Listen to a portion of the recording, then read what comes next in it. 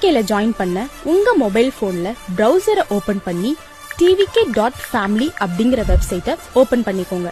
tvk.family browser பேஜ்ல இருக்கிற chat செக்ஷன்ல உங்க மொபைல் நம்பரை ரெஜிஸ்டர் பண்ணிட்டு சென்ட கிளிக் பண்ணீங்கன்னா உங்க மொபைல் நம்பருக்கு OTP வந்திருக்கும். அந்த OTP-ய டைப் பண்ணி ரெஜிஸ்ட்ரேஷனை முடிச்ச அப்புறம் உங்கள் மொபைல் எண்ணை தமிழக வெற்றி கழகத்துடன் இணைத்தமைக்கு நன்றின்னு ஸ்கிரீன்ல தெரியும். நெக்ஸ்ட் ஸ்டெப்பா உங்க ஓட்டர் ஐடி கார்டு நம்பர், அதாவது வாக்காளர் அடையாள அட்டை எண்ணை சாட் ஏரியால டைப் பண்ணணும். உங்க voter ID card number register பண்ண அப்புறம் உங்க டீடைல்ஸ் ஸ்கிரீன்ல தெரியும்.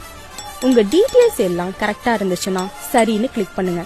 உங்களோட டிஜிட்டல் மெம்பர்ஷிப் கார்டுல உங்களோட போட்டோவை அட்டாச் பண்ணணும். அதுக்கு ஸ்கிரீன்ல தெரியற மாதிரி அட்டாச் போட்டோவை கிளிக் பண்ணி நியூவா போட்டோ எடுத்தோ இல்லனா ஆல்ரெடி எடுத்த போட்டோவை உங்களோட போட்டோ கேலரியில இருந்து அப்லோட் பண்ணலாம்.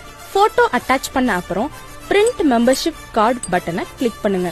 இப்போ நீங்க சக்சஸ்ஃபுல்லா டிவிகே பார்ட்டில ஜாயின் பண்ணிட்டீங்க. உங்களோட ஐடி கார்டு ஸ்கிரீன்ல வரும். அடுத்ததா உங்க குடும்ப உறுப்பினரை டிவிகேல எப்படி ஜாயின் பண்றதுன்னு பார்க்கலாம். ஸ்கிரீன்ல தெரியற புதிய உறுப்பினர் சேர்க்கை பட்டனை கிளிக் பண்ணிக்கோங்க.